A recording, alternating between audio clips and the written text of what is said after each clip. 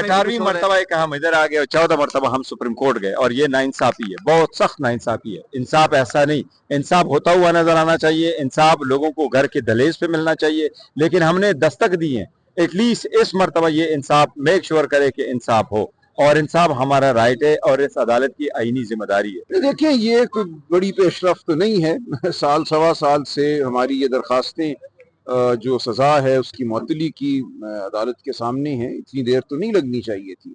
आखिरी बार ये मामला सितंबर 2025 में अदालत के सामने आया, कहा गया कि जल्द अज जल्द ये मुकदमा लगेगा, सुनवाई होगी, लेकिन नहीं हो सकी। आज बहरहाल जब ये दरखास्त लगी तो अब 11 मार्च तारीख डाली गई है। अजीब सी हाई कोर्ट है, वो कहते हैं बहुत ताकतवर है और हम सुहेल अफरीदी का सलाम नहीं ले सकते, रोस्टर पे हमारे दफ्तर अंदर आके सलाम करे, लेकिन वही कोर्ट इमरान खान को 3 साल से तारीख नहीं दे रही है। तो फिर ये ताकत का सरचश्मा किधर से है? हमारी जिंदगी में, हमारी सोच में तो अल्लाह ही ताकत का सरचश्मा, इधर कोई और का सरचश्मा होगा।